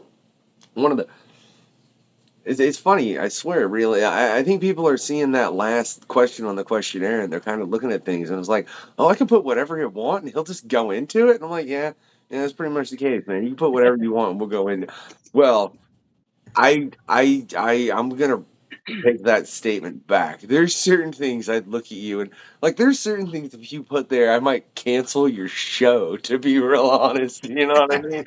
I'd be like, no, dude, no, we're not doing that. And I'm telling you that now. And if you bring it up, I'm gonna be annoyed in the call like that and not have to worry about the back end of 6 hours of work to make sure everything comes out properly. You know what I mean? But But for the most part, yeah. Because what Jordan had said was he wanted to discuss the fact of, as an artist, how much you had to be a pushover and where to draw the line. Because as an artist or creator, people are going to push you around. And but you've got to know at what point to go, no. You know, what's your thoughts on that, Eric, as far as within the creative community? You know, because I mean, how many times have you been told, hey man, you should do this. It'll be great for your career. I feel like I just dude, I feel like I caused you pain with that question. I really do. Because the amount of times I have been told no is like a burning flame in my soul, and you've only made me stronger. Yeah. Just, I recall as you were talking a story, but probably one of the first times I remember being humiliated. It is a small thing, but humiliated as an artist. We had a project, one of my first bigger projects I did as an artist, in high school, maybe grade 10, I don't remember. And a bunch of people in there, the teacher loved them. Oh, they can paint landscapes great. They can draw a hand perfectly. It's awesome. And I was drawing cartoon-like stuff. And a lot of the time I got told that that's not art, which I was like, I don't really care. I just kept drawing. Dude, it's insane. Anyways, so we had a project that we had to make a triptych, and I decided to make it based on, I made it on kind of like gods, I guess. So one of them was like a specific wolf god or whatever, and then one of the other painting or drawings was a phoenix. I just drew a phoenix, and it was a really cool drawing. Anyways, made this bird out of flames, had no face. It was just all flames, right? And it looked like the bird. And I remember showing it to my teacher, and they said, it doesn't have a face because it just had eyes and that's it. I said, They're like, well, there's no like pupil in the eyes. There's no like specific beak or nose or like nose holes. I'm like, yeah. They're like, well, you can't draw that without a face. And I said, yeah, I can. Then she took it to the class and said, guys, what do you think of Eric's drawing? Everyone said, it doesn't have a face. And she's like, I know. And I'm like, and I was so embarrassed. I don't even care that I'm like saying this for everyone to hear. I don't even care if she's listening, because it made me so angry. I'm like, what is the problem with there being no face? And she's like, but that's not real. And I said, I know it's not. I made it up as an artist. I got marks taken off for that. And that was one of the first times I stood up for myself and said, I'm not changing a single thing on that artwork. And it's not the best artwork I've ever made. It doesn't matter. It was very impactful for me.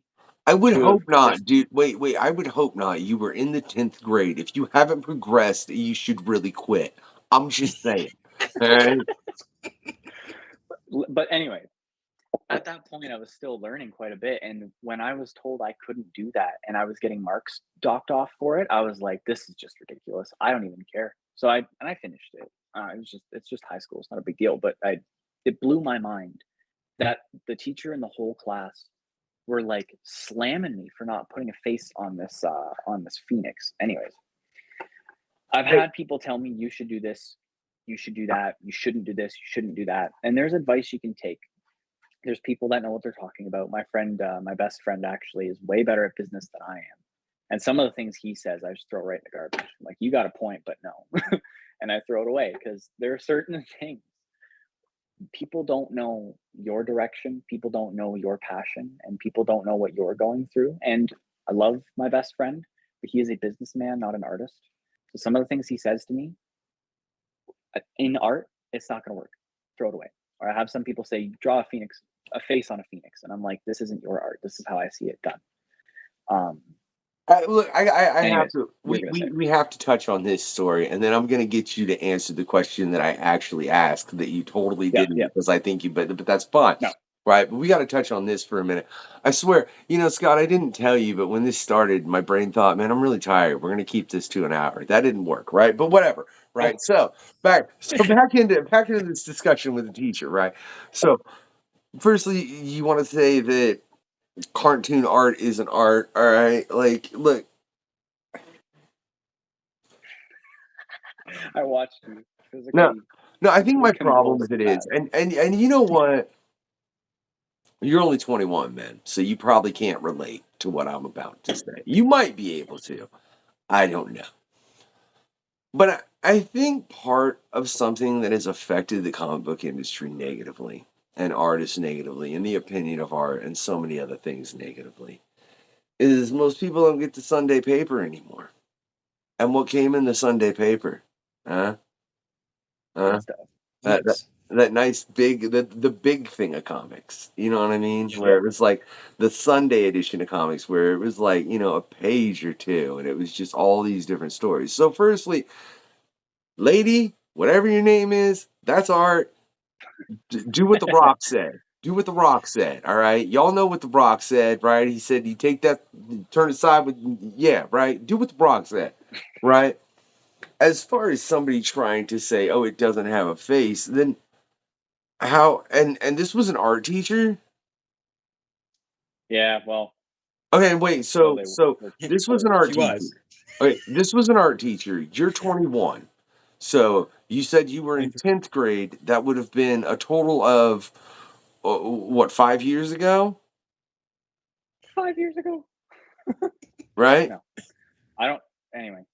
No. My point is that she's sitting there saying that's not art because it doesn't have a face and all of that. It's like, have you not looked at modern art and how weird and obscure and like there are some things like literally an artist sold a painting that was nothing for a ton because he was a well-known modern artist, and as far as I'm concerned, he was just playing a prank on the art gallery, and he literally got him to pay a crap load, and it was for nothing, and so he literally gave them nothing. I don't remember exactly. That might have not been the title of the art. I know what you're talking about. Okay, you know what I mean, though. Yeah, I you know see what what I'm saying.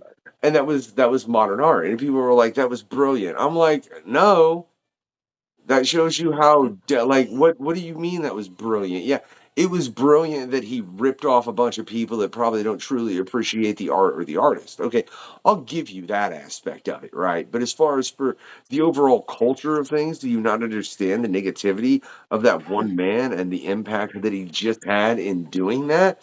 You know what I'm saying? Because he's simply saying, okay, well, art can be nothing. No, art can't be nothing. Art has to be something. I'm sorry. It can't just be the absence. I mean, I guess art could be the absence of everything, but hey, please, no one do that. I got a 5-year-old, and come on, man, like, calm down, Thanos. All right, calm down. Like, not even Thanos. Thanos wasn't even that bad. Y'all trying to go dark side with it? Like, chill. All right, just relax. You know. So I just think it's odd for an art teacher to look at that and be so hypercritical. Eric, that's it's funny too because it actually reminds me of a situation like I think it's odd we've created a situation with teachers where there are so many teachers. This is why I love when Jason was on, man. I'm sitting there like, dude, why weren't you a teacher of me in high school? He's like, because I was the same age as you. I was like, valid point, Jason. Valid point. So, fair enough. You ain't gonna be the 18-year-old teaching the 18-year-old. Wouldn't that be a thing? I don't know. Sometimes I think that might work out a little bit better depending on the 18-year-old teaching. But I mean, you've got these teachers that have been so ingrained in a system that's about tests. It's not about creativity. It's not about creating great people. It's about creating people that can go into a system that exists for manufacturing and nothing more. I mean, that's why I think one of the greatest things I've seen is like, if you have a kid, and they're not getting straight A's, that's fine because, the artist doesn't need math. The physicist doesn't need art. The engineer, doesn't need science, I mean, there are all these things. So I don't know, man. The fact of how much we've become about testing, I think, has really affected us creatively, and affected the teachers even how they teach, to where they would say something like that. Because if you had somebody who was sincerely, at least in some capacity, themselves as an artist, I don't think you would have gotten that response, Eric. Now, back to my original question, right? That you did not answer with that question. I'm saying, have you ever had somebody approach you with like and wants you to work for them, like do art in that regard and be like, hey, you should do this. It'll be really good for your career. I ain't paying you jack. It'll just be good for you to do it. It's good exposure. Don't you want to be paying you an exposure? That's a classic. Can I pay you an exposure, Eric? I've gotten a small amount of those only because I learned pretty quick. Because paying an exposure is pretty brutal. I've had some people say that, and depending on the project, I like working on projects with people, but most of the time it wasn't anything worth anyone's time. I said no, and I've got high standards now as well for that particular thing. I was telling Scott too before how like working with artists, I usually work with people who are incredibly passionate. Not that I'm discounting anyone's art, but when they're really passionate, I'm like, I'm in, right? And as a graphic designer, I've acquired clients. So I'm usually not paid in exposure. However, in a kind of a similar manner, I've had a lot of people, this is why I almost didn't get into graphic design, discount what I've provided, which is something that I had a hard time dealing with. I haven't had a lot of people say like, make this for me. You're going to do great. You're going to learn so much from it. You're going to do an amazing job. Just do it already. And I'm not paying you anything, right? But anyways, in graphic design, at least, I've had a lot of people and some illustration where I provided what is my work. I've said, this is my style. This is my illustration. This is how it is. And I've had a lot of people they rip on it because there's no face on the Phoenix. And I'm like, listen, this is my work. You asked for it, right? Anyways, I guess I can't say too much on specifically the paying and exposure thing. It all depends on the project, I guess. I just recently in my town, I shot an indie film. I did a whole indie film with some people, which was amazing. And they said, would you mind helping at the community theater? Since you're so good with all this tech and all this artsy stuff for it. And they said, you'll meet a lot of new people, blah, blah, blah. And they didn't have to say anything else. I didn't want to hear about all this amazing stuff that I may get from it or connections I may get. I thought that would be fun. It's a learning experience and it's volunteering. I can help people, right? That's kind of a more similar thing that I've dealt with. I guess, like I said, I haven't dealt with many paying and exposure. Yeah, because what you just explained, I think, is a way different scenario. That is beneficial to just the community that you're dealing for as a whole. So that's not, no. At least I've never heard anything as bad as the crap with when I was going out performing. Like, hey, you want to open for such and such? Okay, why don't you pay me this much money and I'll give you this many tickets that you can go sell? And I'm like, when the hell did I turn into a promoter? I'm an artist. Why am I flipping tickets? Why am I flipping? Dude, no. There's one guy, and I swear, if he's watching the show, and if he ever catches this, and he has a problem with it, I don't care. I want to make that real clear. You can meet the meanest side of the unknown factor. I don't like to let him out, but you, sir, can meet him. Who literally pretty much just wanted to bring his favorite artist out to get drunk with and see him perform, and had people pay to bring him to a venue that nobody was gonna go to, that he knew. He was ripping off artists, man, is what it was. And like I said, if you know, and you know who you are, and you know what you did, and if you don't feel bad about it, God, dude, get some morals, like something, like you literally did that. Whatever, man, whatever. But that goes to the whole fact of, like, if you're an artist, I think people don't understand. Especially, I mean, it's different within the hip hop community because obviously, you're writing and you're performing, and then you're having to memorize all of this. As an artist, you're drawing what you're doing. It's different, but there's similarities. But it's different, but there's similarities. That's just the way that it is. But I just I don't know, man. And I guess the only similarity I could think of is the bigger the con, the more you pay for the table. Yeah. And I mean, because that con will have bigger names, so you're going to be around bigger people. But that's the only similarity. So yeah, I guess there is a little similarity between that and that. Now that I think about it, that's kind of sickening. You know, in regards to what you were saying, it's funny because I've talked to, Eric knows, I talk to everybody. I go to a show and I'm talking to everyone. I wish I could have someone at my table selling my stuff for me so I could Me talk too. to them. Yeah.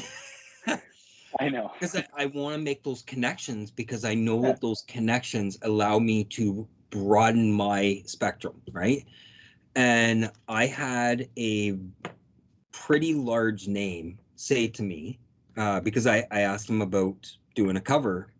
And in all reality, I was new. I was kind of like you, Eric, where I'm like, I didn't know what I was doing. I was kind of figuring everything out. And I asked him, I said, hey, listen, I'm curious about you doing a cover for me because his artwork would match the book. And he goes, are you hiring me because of the art or are you hiring me because of my name? And I said, well, he knew I was new. So I'm like, I guess it's a little bit of both, guys. So I showed him what I was doing. And he said to me, he goes, just because my name is Joe doesn't mean you're going to sell your books out. Yep. And it's a really good way of putting it. Just because someone is big coming to the show doesn't mean that it's going to bring the crowd, right? It doesn't really mean that people are going to sup at your table because whoever is there. You need to do it yourself. And I think it kind of goes back to what you're doing, Eric, is you're kind of taking everybody under your wing and showing them what you've learned, right? And I think that's really, really important. And that was kind of what I was trying to get back to with what I was talking about with the LCS, the local comic shops, is I'm curious how you think that they've changed the landscape for indie creators and like transitioning to the big leagues. Do you think there's a big transition? Do you think that local comic shops are part of that big transition? From what I've seen, like they're definitely uplifting that, especially because I know, and this is for any career, especially the arts. I know some artists who struggle with this is when you've got this sea of creators, the sea of amazing artists, the sea of names that are so big, you almost feel, you do feel this despair of, do I even throw this out there, right? And I met LA Mood actually at the CK Expo, which is wonderful. The owner came right up to me and said, come check out our store in London. I'd love to have your book in there. And it was my first Comic-Con. And I'm like, who are you? And like, why do you even care who I am? You know, it's like, it was a really wonderful feeling of like, go ahead. I got a question. Was this last year? No, I didn't even have a tablecloth on my booth. This was the first Comic-Con I ever did. How come? So was it 2023? 21. Oh, 21. All right. Yeah. I was curious because CK was my first show last year. Really? Yeah, that was my first show. First show anyway, there? Sorry, show I interrupted with... Oh, it's all good. It's all good. No, my first show was in 2021 at CK Expo. Alfonso and my friend who knew Alfonso got me in, which was great. And I got to meet Rob, the whole 9 yards. Wonderful. Love it. Anyways. And yeah, LA Mood, they walked right up to my booth. No clue who they were. I did have a tablecloth. It was a stupid Dollarama, like see-through, translucent blue tablecloth for like birthday parties on my table, and my two books. And they said, I want your book in my store. And I was like, who are you? I'm not that good. I was like blown away. And since then I've worked with them. I go to their store every free comic book day for a booth. We do Halloween and Christmas stuff. They've got all my books. I actually have my own indie comic display. I got a sign made that says Indie Comics here. We have our own little twisty thing with everyone's books on there, not just mine. It's amazing. So yeah, I would say, and obviously it depends on the comic store because I don't know all of them and nobody's perfect. They help not only the climate of getting their work out there and selling them, but really uplifting smaller creators. It's amazing. And your local comic store, and obviously it depends who you're going to. I love LA Mood. I love being there, the people, the feeling of going and knowing that you're worth something as an artist, which is what we talked about earlier. Yeah. It's awesome. It's amazing. Yep. And I mean, just in Ontario alone, there's 255 other stores. Wow. So y'all can fight me, man. Like, well, you know, Scott, I travel about an hour and a half to get to the shop I go to, you know, and I've seen images. Mages looks awesome. Oh, dude, Mages is a phenomenal store for anyone up in the Greenwood area. I would highly recommend it. They've got an extremely helpful staff as far as Dave, Eli, Steve, everyone that's there. I mean, if you want to, whether it's comics, pops, some kind of card game, whatever. I mean, they've got someone in there that'll cover the knowledge base of all the products that they have, you know. And I think that's very, very important in that regard, because there are so many people that are coming in as like, if you do see a comic book film and suddenly you're like, oh, I want to check someone out, or I want to check something out. Look, if you go to Amazon and just try to find something, I mean, unless it's, there's an off chance you'll be able to get into it like that. Like, ooh, man, I love Captain America Civil War. I'm going to go get Civil War. Hey, sure. Great choice to start. Perfect, right? But oh, I really dug Spider-Man. You're going to need some advice as to what point you should jump on at, as opposed to, like, because like I said, I need to finish this still, but I would not suggest this as a first book for someone that's trying to read Spider-Man, because of the amount of lore within it would make you be like, why are there 4 Spider-Man? And I know Venom, that's cool, but I've seen this Carnage guy once, but why is this Carnage, like, it would confuse you. So I think it's very important to have that in a store, as far as someone that's just able to point you in the right direction. Because like I said, I mean, the internet's just going to go by whatever you've set on your phone, and you're going to end up on TikTok again. Shout out. Again, check out the questionnaire on TikTok. I'm trying to get more reels. Look, you should really, if you want reels from the questionnaire, you should really check out the Instagram, because I don't post it. Look, I need a social media team, right? But with that, man, I want to know, with you starting and doing this and running through these 4 years and getting to where you have, meeting all these people, what would you advise someone that is not in your area, so you can't say Alfonso, that wanted to get into the comic book market? Besides, just like you said, man, don't give up on your dream. It's important. Far too many people do that. The thing about it's a tough question, because it really depends where they are, what they're doing, blah, blah, blah, blah. But in the end, if what you want is so important, it's so important that is your ultimate dream, you got to get to it, then you got to get to it, or it's not your dream. That is the one thing where so many people told me no and to stop. And in all honesty, I considered it, because it sucked when I first started, at least. But the one thing that overrid it in my brain was, but it's too important, because who am I if I am not who I am? So I guess in terms of how to start, well, depending what you got around you, yeah, it's really all about talking and experimenting. So if you have a local comic store, go in there and say, I want to make a comic. Thoughts? You know, you can Google things, but I'll be honest, even when I started Googling things, I was like, I don't even, like, you don't get an answer, especially because art, there really isn't an answer. But the more you talk with people, the more they can give you their experience. Maybe you'll meet an Alfonso, maybe you'll meet an Olcsvary, right? Where people are willing to uplift you further. But the 2 things you can do is remember what is most important to you, and to keep trying things. The best, just keep trying things, because it's all going to work and it's all going to get you somewhere. I wasn't even going to do comics. I was going to do graphic design, and now I'm here. you know. All I know, Yeah. all I know is the two things I remember is, Scott, do you see how much I have to edit? And that's number one. And number two is, dude, you really want to go to the Walking Dead world and then take a double pair of size?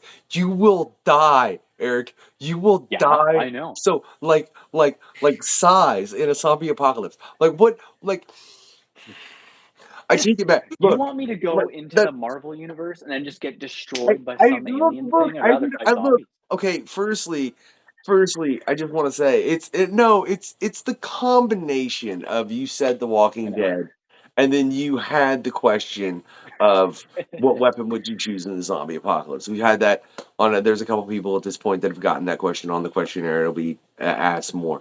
I thought I'd already gotten the worst answer, Eric, which was the spiked bat from Stranger Things, because I'm like, Stranger do you Things. realize how terrible that is? You have a bat with spikes coming out of it this far. It's going to get stuck in something or someone or some, and you're not going to have a weapon anymore, and you're going to die. You picked size. What is wrong with you, man? There's like I have you Let ever me give you handled? the answer. I'll give you the answer. I'll give you the answer right now. When they make a comic about me, and it's called like The Dead Walking, like Michonne, everyone knows Michonne with the sword. They're gonna go, holy crap, Eric with the size. I know he died in the second book, but he was so cool.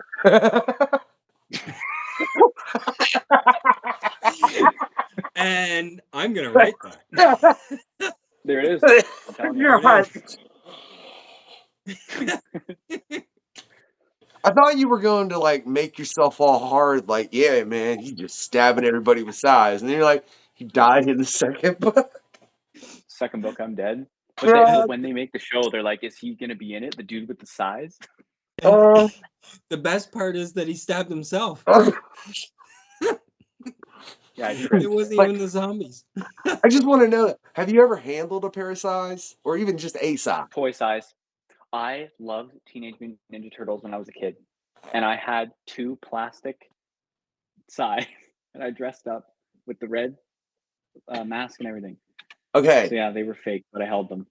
As someone that likes hand-to-hand weapons, like, and has handled a lot of them, and has everything in my house from a plethora of knives to a couple different swords of different varieties and makes and models, as well as a 3-sectional staff that I'm not Jet Li proficient with, but I'd use it in a zombie apocalypse. That thing's got reach. You can use it as a front guard and have 2 sticks on either side where you're just bashing skulls. Like, really, and if you're It's not size, but if you're professional with it, man, but a side, dude, and you've literally never actually held a real one in your hand, like, you realize, like, literally with a traditional grip on a side, you're making it to where your knuckles are exposed beyond the guard with the puncture point. I just look, dude. It's the worst choice so far. I'm curious, Scott. Do you think we'll get somebody to pick a worse weapon for a zombie apocalypse than a side? Because I'm thinking, I've already got the worst one. Well, no, we're not going. Worse. Well, I don't. But I'm sure we'll get it. You can say that after the show. We don't want to, because I want to see if somebody actually does it during the show. But Eric, firstly, it has been a pleasure, man, and a great conversation. Right, for everybody that wants to check out Eric, there are links in the description right now. Right, hold on. Ask one last question, Scott. Actually, I do have one more question. Perfect. Yeah. You have 6 new projects coming out next year. That's minimum, yeah. There's more I have not revealed. Do you want to drop them? Some of them are end of this year. I have got an album that I completely wrote and did all the instruments for and sang on and produced. That is coming out at the end of this year with shirts. Next year, I've got a comic strip that's coming out, Overflow 2, another Wendy and the Sprite, an anthology, possibly another anthology, an indie film is going to be coming out. That's 7 actually. So, but the big ones are Overflow, especially because I'm hand drawing at this time, and it's going to be really, really big. And I've had kids come to Comic Cons and say, "It's the Wendy guy. Where's Overflow 2?" And I'm like, "You're 7. How'd you even remember that?" So anyway, I'm proud. I'm excited. Yeah, no, that's awesome. That's awesome. Thank you very much. So keep track, man. Eric's got a lot coming, and like I said, you can find links to all his works right in the description. And Eric, I just greatly appreciate your answers for making this next part so Oh boy. fun. Did you get to any of the ends of the episode? No, I didn't. I love that people don't go and research that far and they don't realize this point. So, for everyone out there, right, I want to let you know, if you've enjoyed this quest with Eric, I ain't pronouncing his last name, we're just going to call it Olcsvary, right? What I want y'all to do, right, is I want you to send some vampires his way, nice, friendly, right? They're going to go ahead and bite him, but in like a friendly manner, turn him into a vampire, give him some super speed, right? Yeah, sit there and like produce him some real Wolverine claws that he can use those as weapons. It's a way better zombie apocalypse weapon than a sai, man. Wolverine claws are so superior as far as if you could grip them and the slashing it. Come on, dude. You literally picked a better... So, yeah. So, give him some of the real ones. We ain't even going to give him the toy. We're going to give him, like, a real set that, like, dude, don't stab yourself. You're a vampire. You'll be okay. It don't matter. I take that back. Stab yourself if you want. Right? To proceed to take him to chill... right? With a bunch of soup on a throne of jello, right? No, that's just if you've enjoyed the quest, right? If you haven't enjoyed the quest, man, why? Why are you... This was an especially long one, too. You really sat for almost 2 hours and just literally didn't enjoy what was going on and just hate watched it. I mean, I appreciate you watching, man, but can y'all please, like, do something that you enjoy, because that's what this show is about, man. It's to help people find what they enjoy. But, if you did and you hung around and for some reason Eric just annoyed the crap out of you, right? What I want you to do is I want you to get you a pack of skinwalkers, right? I want you to have them go snatch Eric out of nowhere, right? And then I want you to have them take him to an island. And suddenly, they all turn to Kate from Lost. And they proceed to start cooking him meals with nothing but cilantro. And just chat with him. You got Kate all day, every day. Yeah, Eric, this is the way. And this is the questionnaire. Ladies and gentlemen, for everybody out there, I just want you all to do 3 more things. 1, always give it that thumbs up.